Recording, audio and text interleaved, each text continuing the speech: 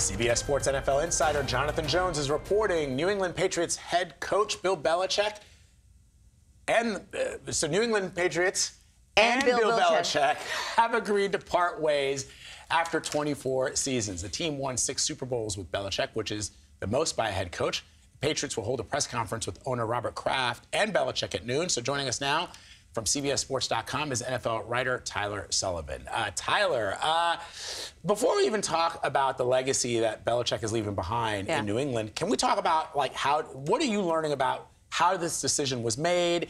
I was talking to our colleague Nate Burleson earlier this morning.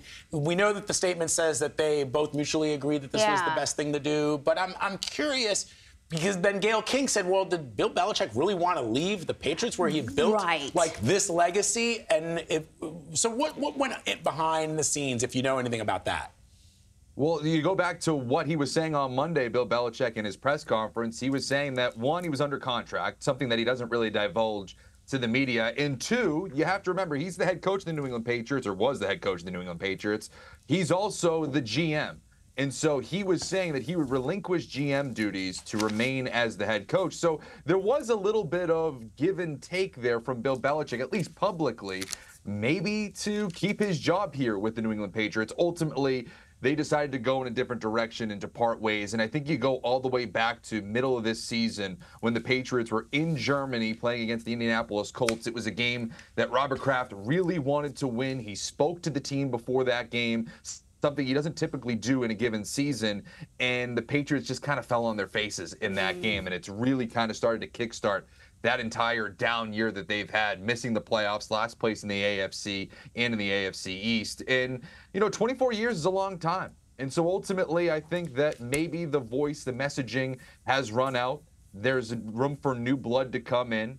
And ultimately, the last few years, yes, haven't been great, but ultimately, what a run Bill Belichick has had with the New England Patriots. It definitely has been a great run. So, Tyler, as you probably already know, I follow the Eagles, and not much more than that. But who could not know about Bill Belichick and Tom Brady and this dynamic duo over the years? But I'm curious about what the conversation is about what happened. Why was this season so bad? What happened to the magic of Bill Belichick? Well, I mentioned it a little bit. Bill Belichick is the GM, and we talk about Bill Belichick saying he is the greatest head coach in the history of the NFL. We don't say he's the greatest GM in the history of the NFL because he isn't. And over the last few years, poor drafting, poor roster management has ultimately led the Patriots to where they are, last place in the AFC East, and not contending and not being where they've typically been under Belichick over the last 20-some-odd years. And so you look at the roster and you say it's just not good enough. There's not a lot of talent. There's not a lot of development. They really haven't been able to find a quarterback and cultivate that quarterback.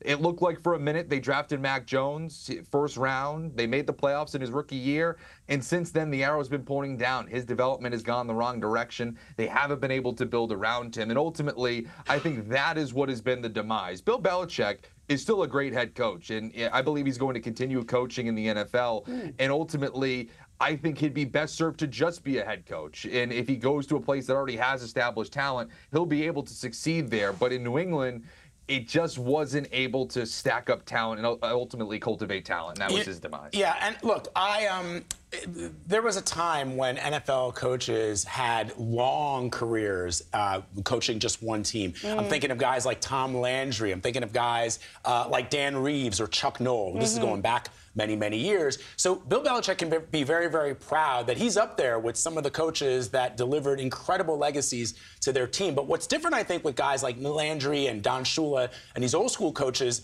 once they were kind of done with that team, they really didn't go on to coach other teams. Andy Reid's probably the only one, right? After an incredible run with the Eagles, he went on to coach other teams and did incredibly well with them. So Belichick could do that. That's a model for Belichick to follow. And there are vacancies.